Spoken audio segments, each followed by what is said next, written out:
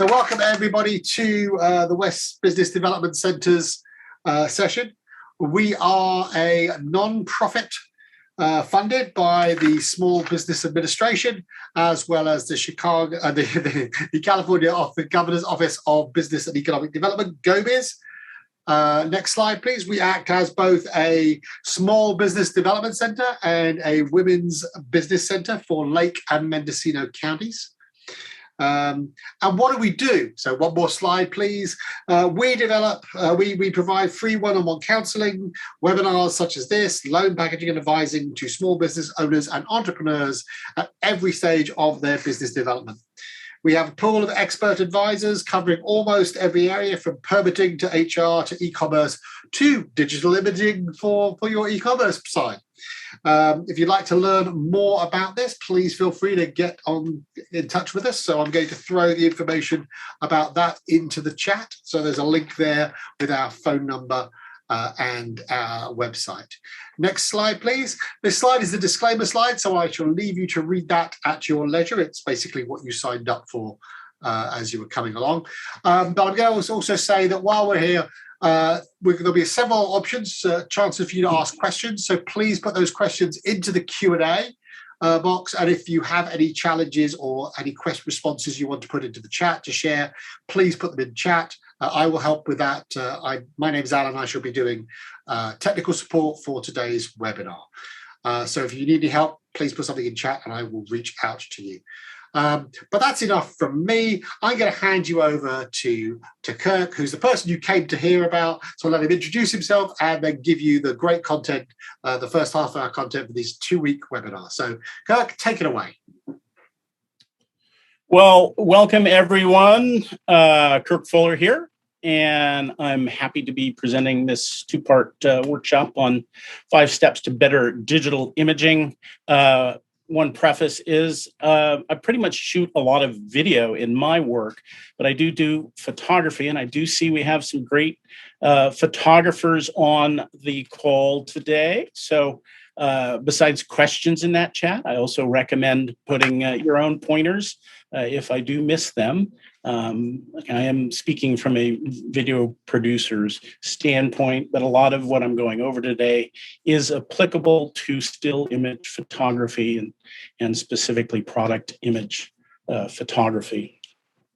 I've had more than 30 years of experience in the industry. I've worked in print publications, doing catalog publications, which also included photographing products for those catalogs. I've worked many years in radio, and mostly in my career, I've done video production, which we're now calling that whole world is digital media production. One of my best careers was doing a year-long project called the Drive for Innovation, where we drove around the United States in a brand new Chevy Volt, capturing technology stories for the electrical engineer publication called EE Times. And that was an incredible year and that was like in 2010, when we were just starting to come out of the economic downturn of 2008. So it was great to see how this country was moving forward and what we've actually seen in the last 10 years coming out of that technologically.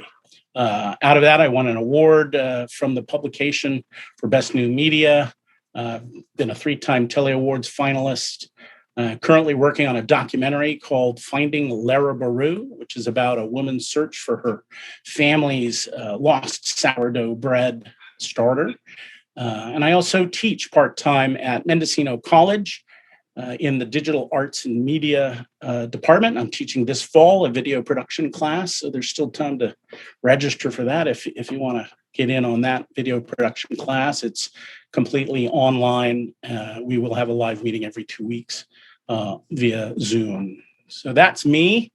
And moving forward, today's agenda, we are going to start off by kind of looking at some of the principles of visual communication, because that's really important when you're considering what you're going to photograph and what message you want to impart to your customer or client.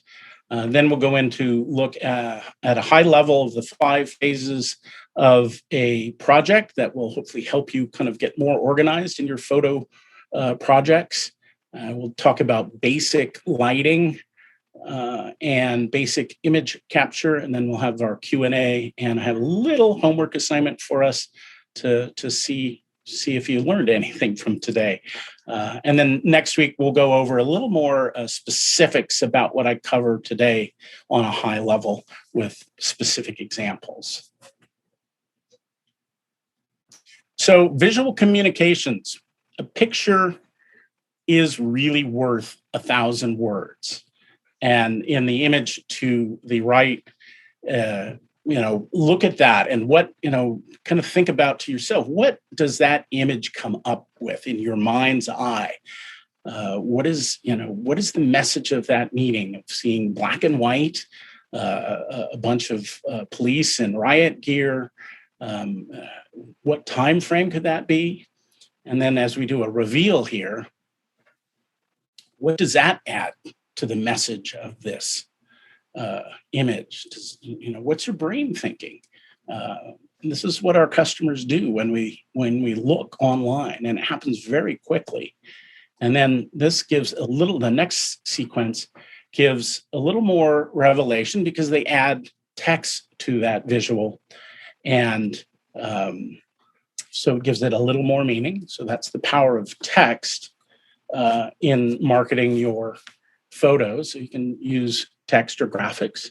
And then finally, to bring the whole picture into view, it's a cover of Time magazine recently. So a picture is worth 1,000 words. Pictures are more attention-grabbing and engaging for the viewer. It's up to you as the producer to help make them engaging. It makes an impact on your audience. It increases the credibility of your message, your company's message about your service or your product. And visual images are more flexible than verbal communication. So jumping back and looking at an earlier slide, look at these. The slide as a whole is a message for the West Company. And what does that emotionally impart to you? And then as we get into it, you're going to look at the individual businesses that are shown here, and how do you feel that these businesses are presenting themselves, and what do those individual pictures tell you, the customer, about that business? And it really helps to share the impact of your business or your product or your service. And so this is a very high level. So now we're going to look more in visual communications as what do images impart? Starting with a quote, people form their first impression within a mere 50 milliseconds of seeing it. Our eyes are really fast. And there's a link if we all get copies of this PowerPoint presentation sent out to us. There's a link there to a great article, 15 great product or photography ideas to help you sell more. That's where that quote came from that author.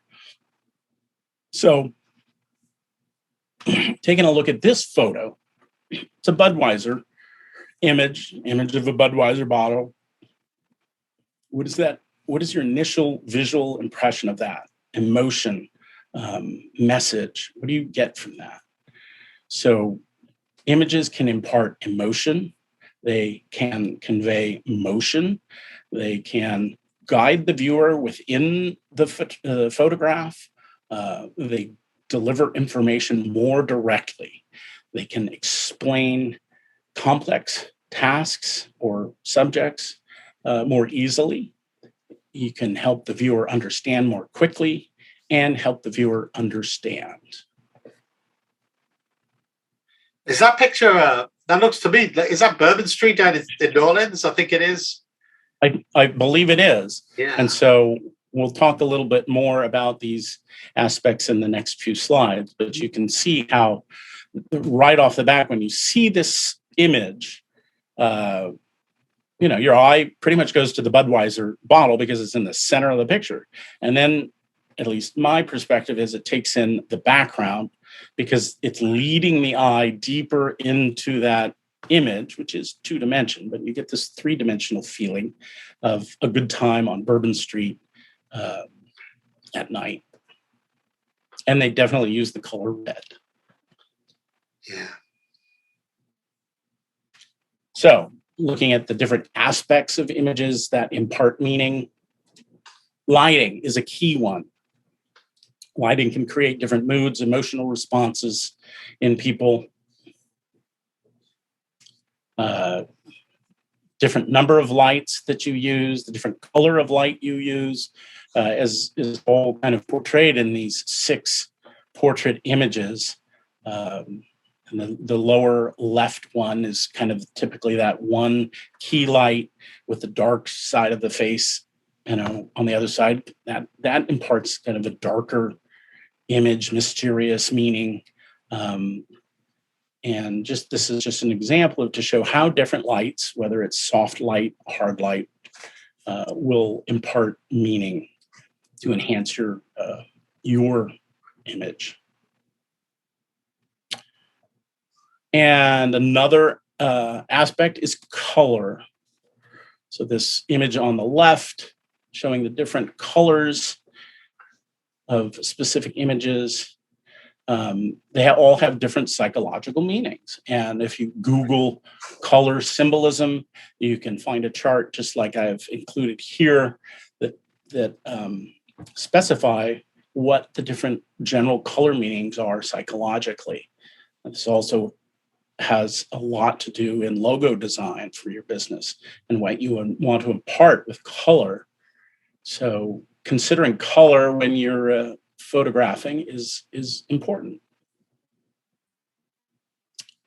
And finally, hopefully, I wonder if anybody can guess what another aspect of images, what images impart. And this is kind of the one that we forget about, but it's texture and composition.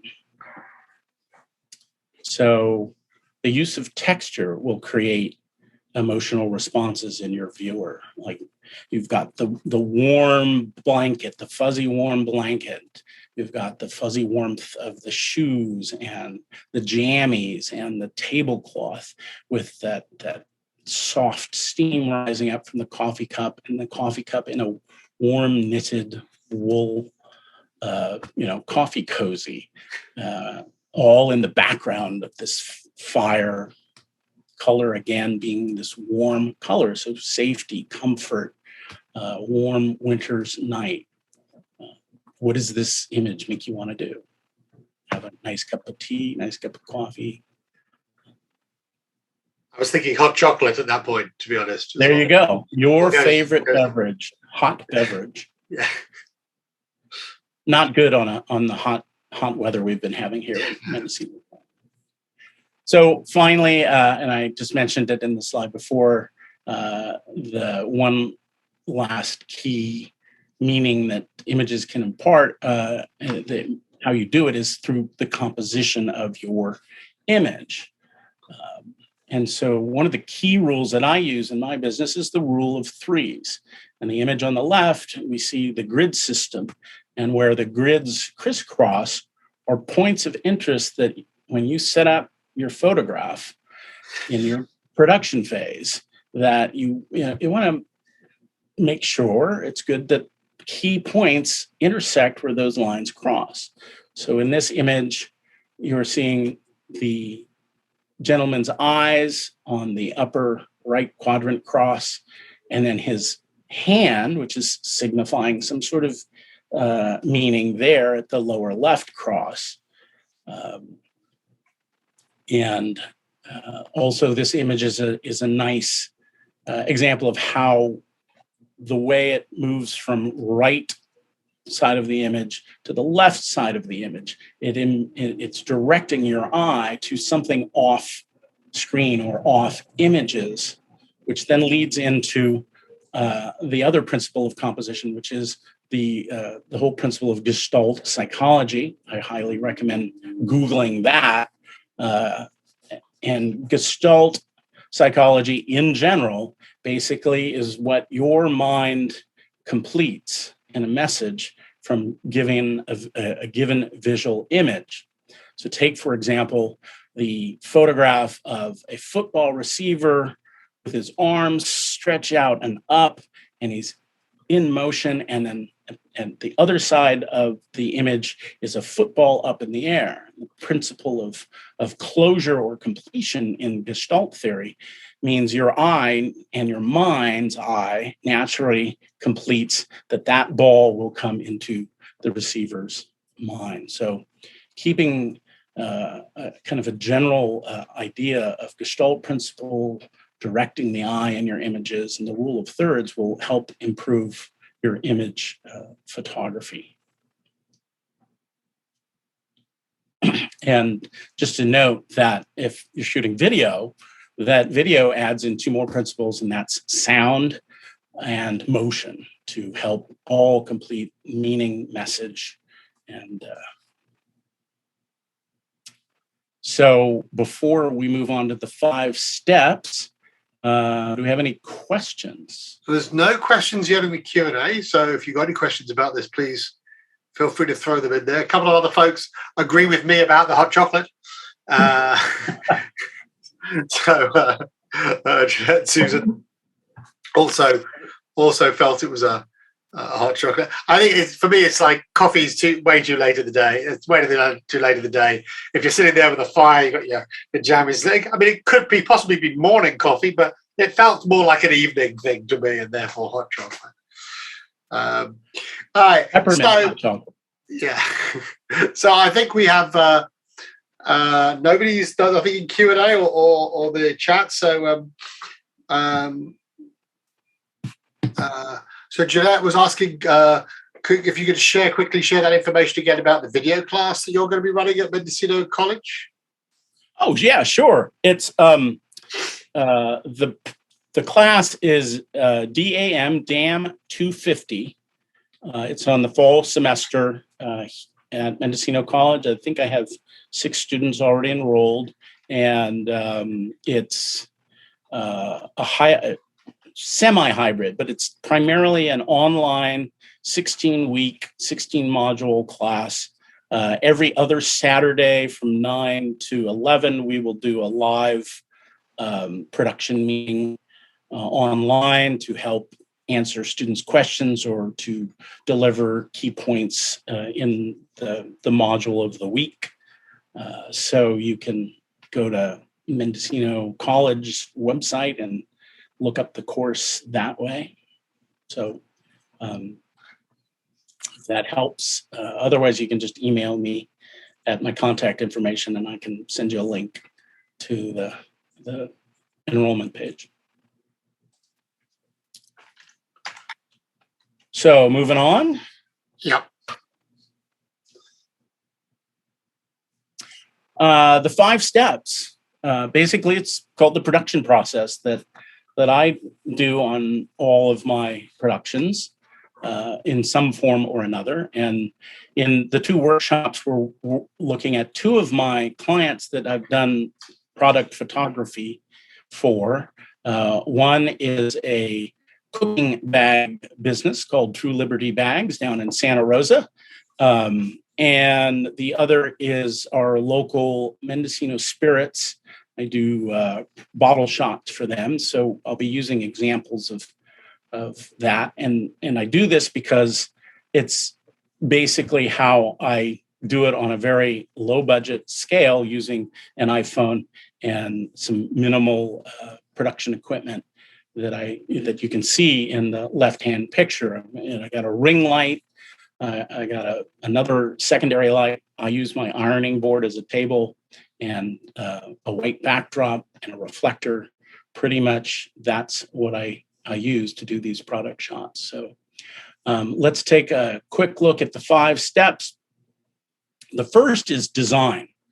You got a product. You have an idea. How are you going to market that? So in the design phase, you start coming up with ideas. In video production, the design phase means writing a script and getting all the points down about your product or service for that script. So I would come up with a list of what image I'm going to shoot, what are the aspects that I want that to impart emotionally, what are the messages and such like that.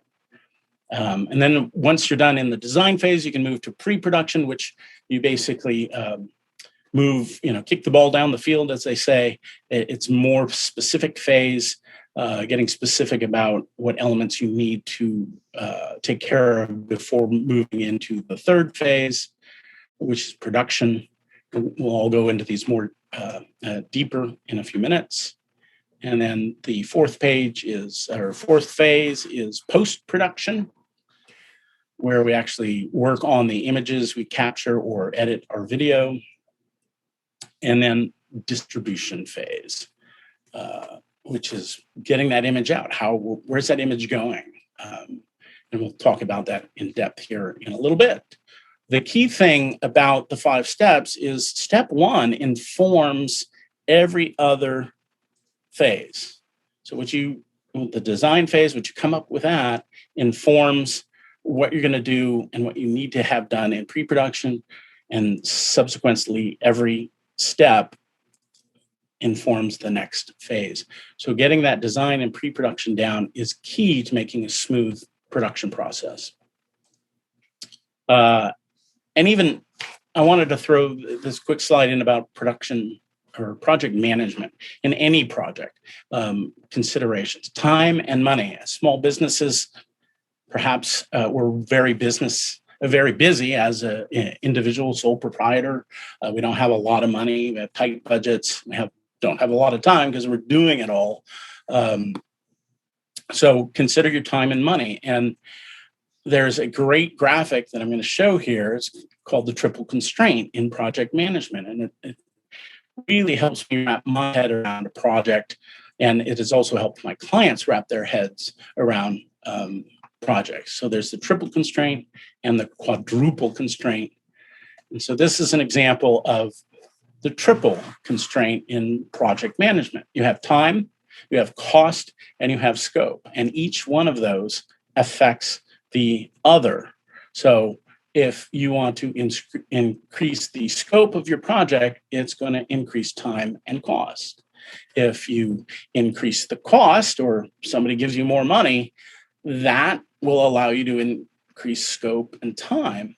Similarly, it works backwards. If you cut the time that you have to complete a project, it cuts the scope back and the cost back. And then you add in a fourth, which makes it the quadruple constraint, and that is quality. Quality of the end product will determine time, cost, and scope. If you want a high Hollywood film quality, that's going to increase time, that's going to increase cost and scope of that project. So hopefully that helps you understand just some things to consider when getting into a project. Let's look at the design phase more in depth. What's your story? The key thing is, what story do you want that image that you're going to take a photograph of to tell? And how are you going to tell that in an image? Who is your target audience? That also tells you information about how you're going to shoot or capture or compose that image that you want to take a picture of. And ultimately, where it's going to go to. Your younger audience might be more social media savvy, so you'll have those images going on, Instagram. Or if it's an older audience, where's that going? Is that going in a print publication? Is it going on TV? Is it going on a website? All these considerations come into play in the design phase. So knowing your target audience is key. And another key element is, what do you want them to do when they see it, right? If you're selling a product or service, I would say you want them to click through and get more information. Do you want them to call you? Do you want them to sign up for something? Do you want them to buy that product? What is it you want them to do? And ultimately, so I just touched on what format. Are you going to go to the web? Are you going to go to a print publication? Are you going to go to a brochure? That all informs what comes next and how you actually capture and what format you capture your images in.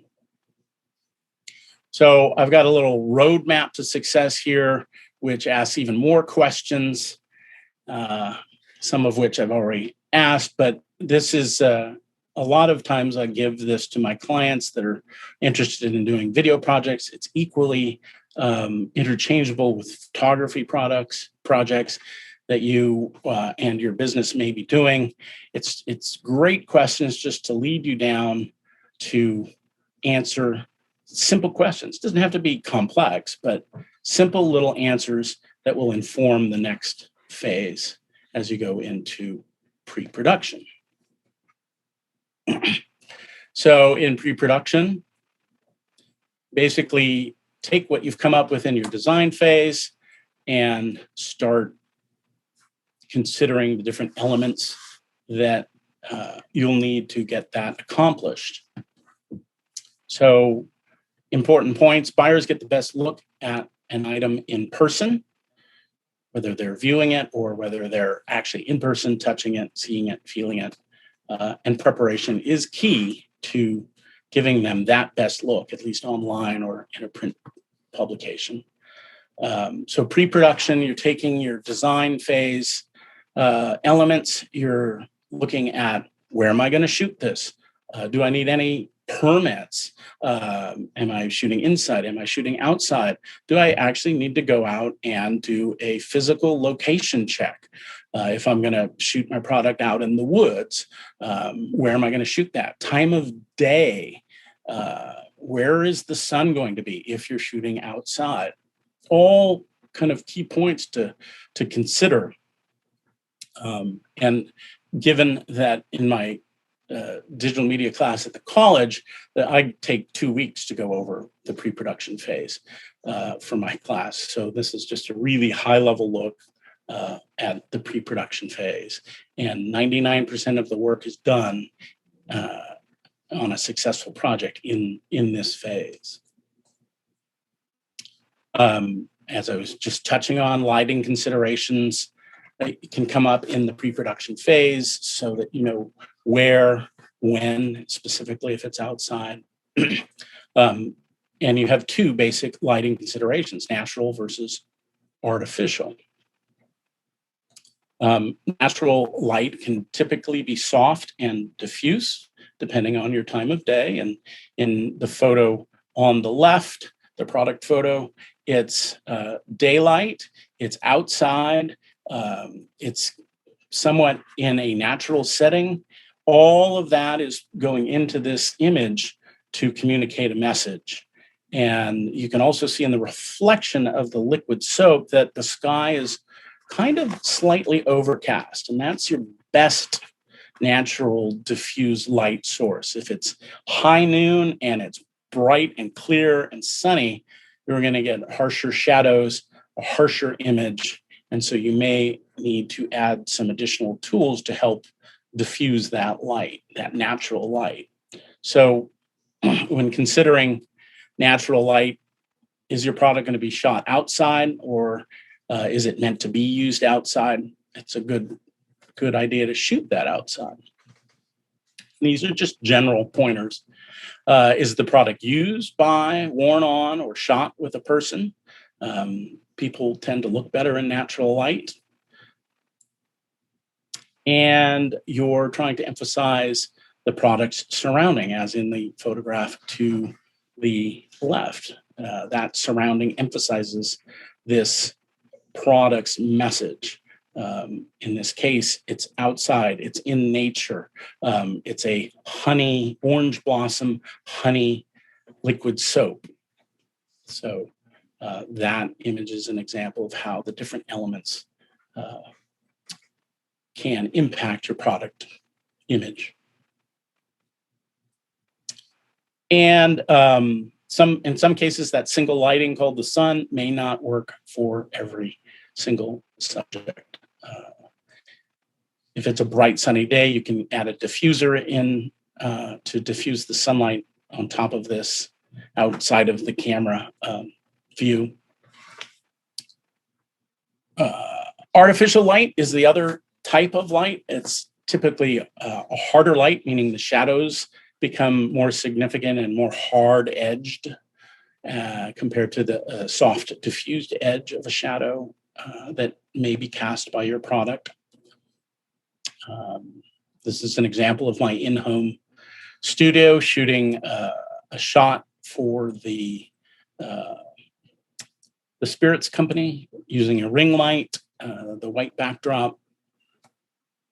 Examples of artificial light are candles, fire, and lights themselves. Tools and techniques to control the light, whether it be inside or outside. Inside, it's the types of lights that you choose that can add impact to your photo. 1, 2, 3, 3-point lighting is a standard style of lighting where you have that key light, which is in front, and then you have a secondary light that is off to one side, and then you have a backlight, which is adding lighting towards the back of the product and balancing that lighting to have your product pop. Diffusers, reflectors. Diffusers is basically a white screen that allows light through and just decreases the harshness of the light and gives you softer shadows. And in the next workshop, I'm going to have some specific before and after examples of how diffusers outside can work for you. And then bounce boards, basically a white board, or you can use a color board, depending on your choice. But most people use a white board on the opposite side that the light is coming from to bounce back. It's basically that bounce board is a second light, which is reflecting the incoming light on the other side of the object or your product. And a background sweep is, as you see in the photo, is this white background. It can be black, it can be green, it can be blue.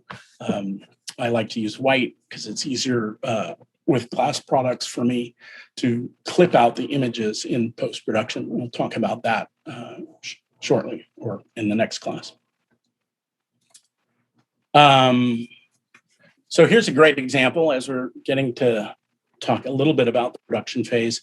In this photo example, you see the product is a wine glass or a drinking glass. It's on a white backdrop scoop, and they're using exterior daylight through the window to light that product, and they've put some sort of white softening screen over that window to soften the light. If that wasn't there, the shadow on the left side of that glass would be more harsh. This makes it more soft, more warm, and visually pleasant. So going into the production phase, you want to consider, how are you going to capture? What are you going to use to capture that image? And all of this is informed by what you come up in the design and pre-production phase. What's your image resolution? Is the end product, is your end image going to be used in a brochure? So it's a print item, which needs a higher resolution image to print and look nice, or is it going to the web, which that image actually gets reduced in resolution, typically to 72 dpi. And so those are considerations. So in the two clients that I'm using as examples, I typically shoot in the high res because I knew that the client wanted to do brochures or print publications or print flyers. So I took the images in a higher resolution. I also knew my client wanted to put these on the web. So I knew that starting with a higher resolution image, I can always go down. It's harder to go back up because then you'll get image pixelization or blurring, and your image won't look good. So that's a choice that you can consider in your process. Are you going to shoot with a digital SLR, a big digital SLR camera, or are you going to use a smartphone?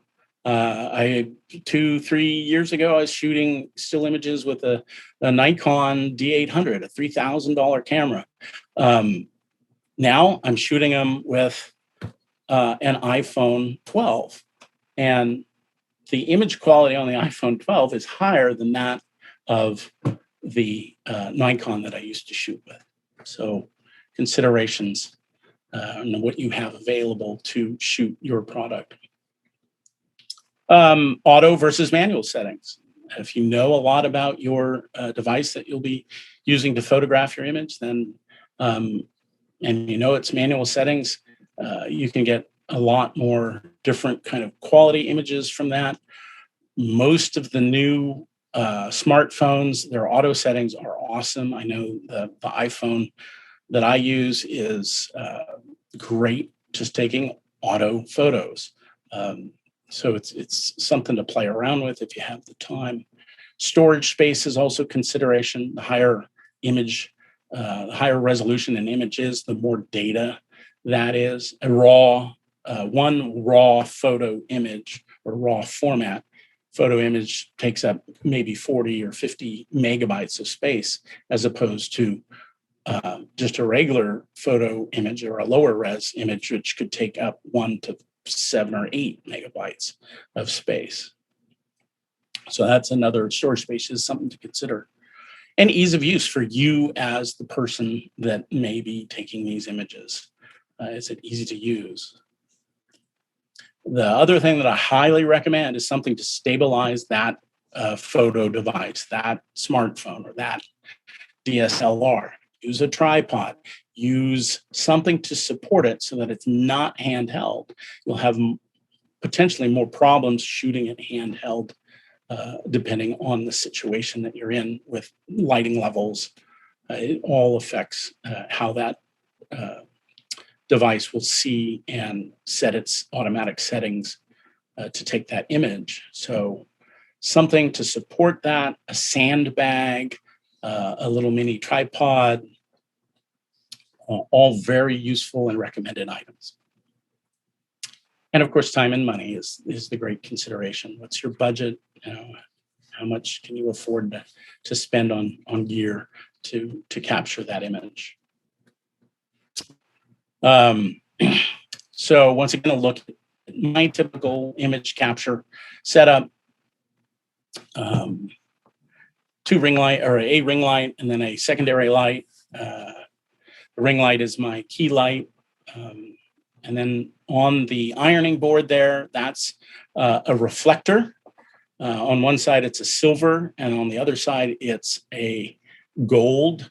So it can reflect back a different color of light, which will impact your product photo. That cover also unzips, and it becomes a screening device. They're very handy.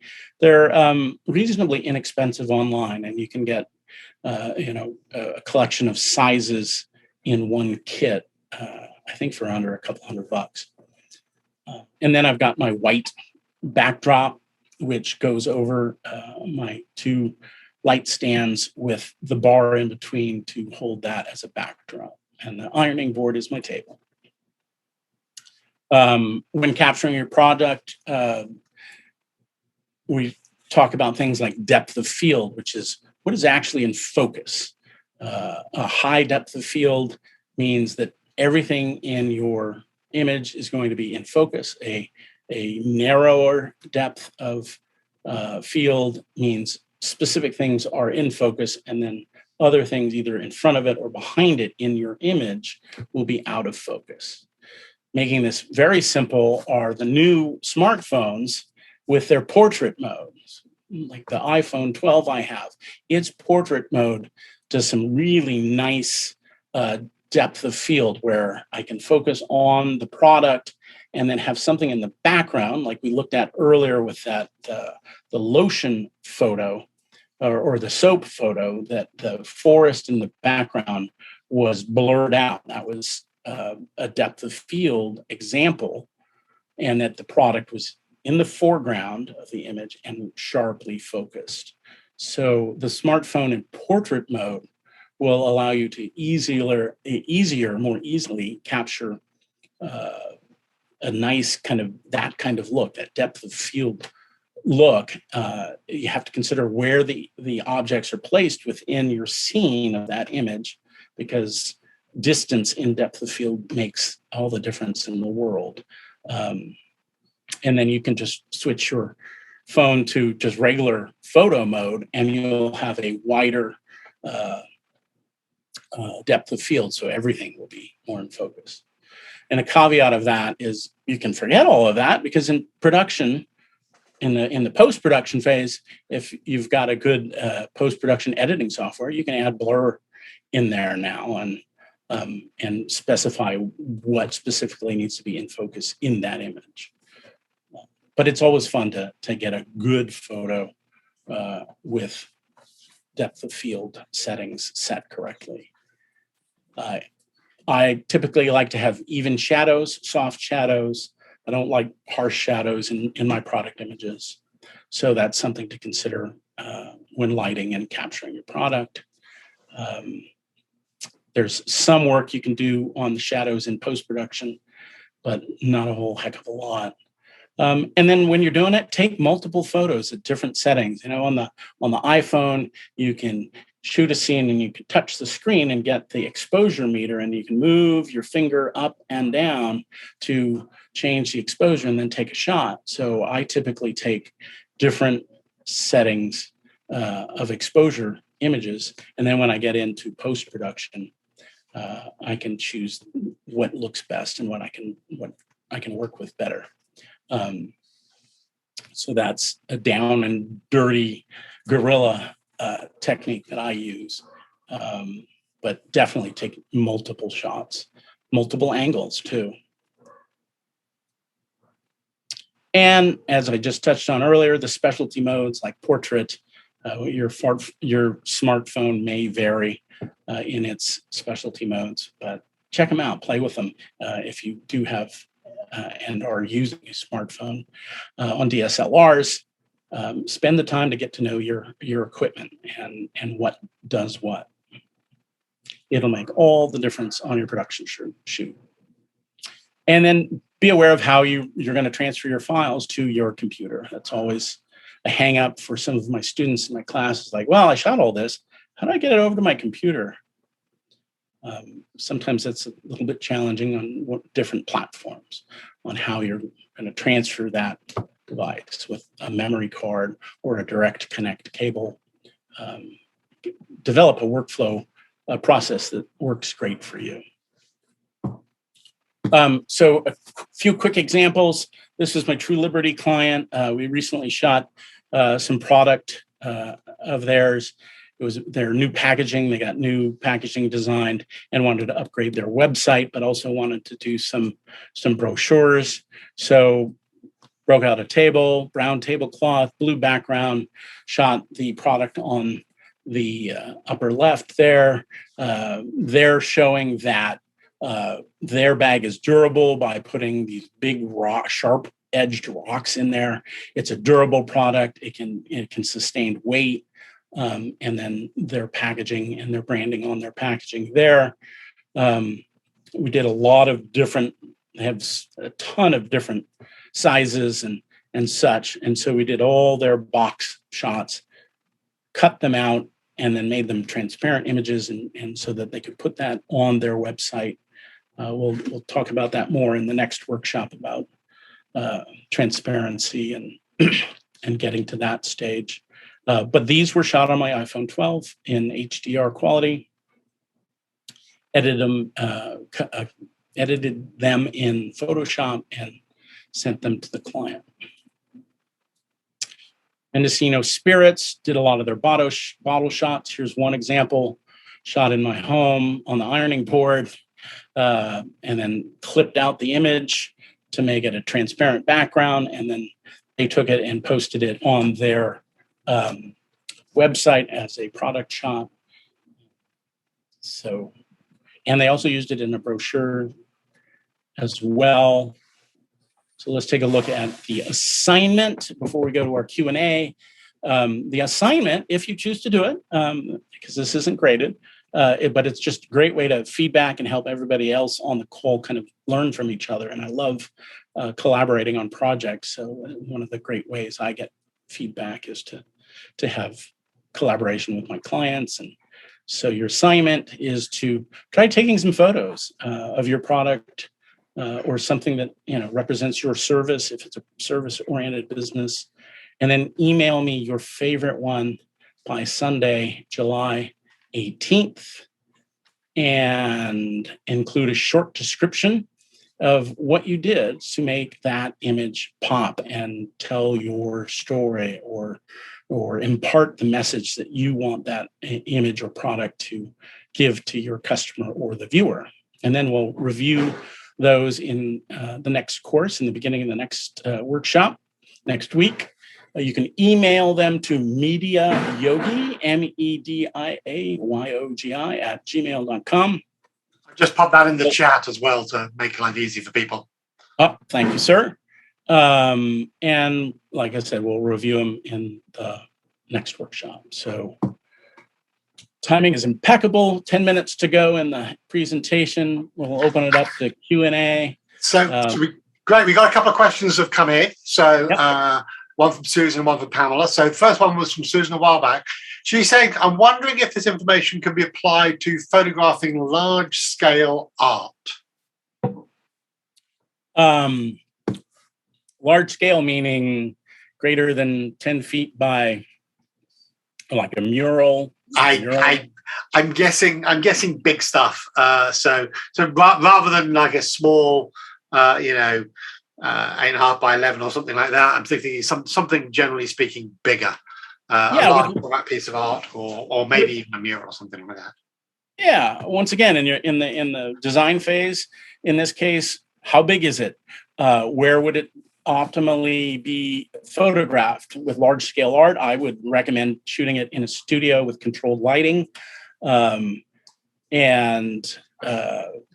because outside you'll have problems with shadows perhaps coming across the artwork. So apparently 6 by 10, 6 foot by 10 foot was the size. So that's a large piece of art. Yes. Yeah, I would do it in a studio setting with some soft diffused lighting, and see what you get from there. So I'm also reminded, Susan, we had we did a webinar a couple of months back now on specifically for marketing your art, and they were talking about this. So have a look in our library. It might be the art of self-promotion. I think it might have been that session that was who was this? Bob and Kate Burridge. So there's some stuff. One of their sessions. It was either that one or another one. But they talked about some techniques for handling, specifically like the difference between smaller stuff you can do easily inside the studio, really big stuff you sometimes have to go outside. And I know they use an iPhone as well. Yeah. And then Pamela had a question about using a tripod with an iPhone. How do you use a tripod with an iPhone? They have these little weird kind of octopus looking like stands that have bendable legs, or you could actually wrap them around a pole and then your iPhone fits into that. So it stabilizes it, or it can act as a tripod. It's just basically, maybe you don't use a tripod, but typically I will sit it on a surface that is stable, and so that I get it level, and maybe I'll have forward and back tilting because I'm holding it. But if the principle of it is getting your camera as stable as possible, especially in lower light conditions, because you'll have a longer shutter speed, and so you might get a little bit of blurry edges in taking that shot if you're doing it handheld. Of course, the brighter you light it, the faster the shutter speed in automatic mode, and you'll reduce the chances of having a blurry image photographed when you're handheld. I was looking. I actually had one of those somewhere. I'm not sure where in my office it is, but it's basically it's a combination of a selfie stick, but also so that the part from the selfie stick detaches, and that can go on a small desktop tripod or something like that as well. And I'll also add in. Thank you for that question, because the newer phones have superb image stabilization, so it will tend to limit the need for a tripod. But the older phones, just brace yourself against something. If you're outside or inside, put it on a sandbag or a bean bag, just to stabilize it a little bit more, and you'll have better results. So Jeanette was asking a couple more questions. What are the options to transfer photographs from a camera to a computer? Depending on the camera And the computer. and the computer, you have a cable. So, like, I have a little cable which is USB-C to USB-C. So that goes from my camera to my computer. But a lot of times it won't go to another computer that doesn't have the USB-C fitting. So there's the cable, whether your camera has a memory card, the little SD memory card, that you can physically remove that and then purchase the device that card goes into and plugs into your laptop. So in her case, her camera is a 12 Pro and her machine is a Windows machine. That's a good one. That's why I have a Macintosh or an Apple laptop, because with the 12 Pro, you can hit share and do a direct transfer to your Mac product. I haven't used it on a Windows-based machine, but I'm thinking that with the Windows-based machine, you could plug your charging cable in to USB into your Windows-based computer and do a file transfer that way. It may take some figuring out. Highly recommend Googling, file transfer from iPhone to Windows computer. And she was also asking, is there a YouTube channel or other source in learning how to use iPhones for photographs and videos, other than possibly your class? There's a ton. When researching, information for this workshop, I was like, there's a ton of stuff on YouTube, and what it really drills down to is how you put in your search terminology that will develop what results you get. I can put in some sort of language that I think I'm searching for, but it's actually not the specific language. And when I've changed it to the language, then I'll get better search results in YouTube. I don't have anyone right off the top of my mind, but typically I'll go in, I'll enter the search terminology, better photo with iPhone, and then I'll sort that by videos, and that'll bring up the whole video list. All right, well, that's it. That's all that was sitting in the Q&A. So maybe you want a quick discussion of next week, and then we'll close out. Yeah, we'll take a look at the submitted images. We'll look at some more specific examples of what I was talking about on a high level today in my workflow. We'll look at some post-production tools and techniques and touch on the distribution phase, and we'll have a final Q&A. Feel free also to ask me or send me questions via that email address that's in the chat so that I can customize responses to you for next week's class. But if just a quick reminder, we are a women's business center for Lake and Mendocino County. So anywhere else you are in the country or in California, there's women's business centers all over California. We're also a small business development center for Lake and Mendocino counties, and wherever you are in Northern California. In fact, across the whole country, there is a women's business center or a SBDC for you. So please take a moment to fill out the form. Thank you very much for your time. Thanks very much, Kirk. That was a great session. Really interesting stuff on there, and takes me back to my old days of doing a lot more photography than I do now. But that 3x3 grid, I learned that many years ago, and I think it made that simple trick just change the way my photographs look. It's the best thing you could. If there's only one thing you remember from this webinar, it's that. It will make your images so much better. So thank you very much. We'll see you next week. Thank you, everyone. For the second half of this.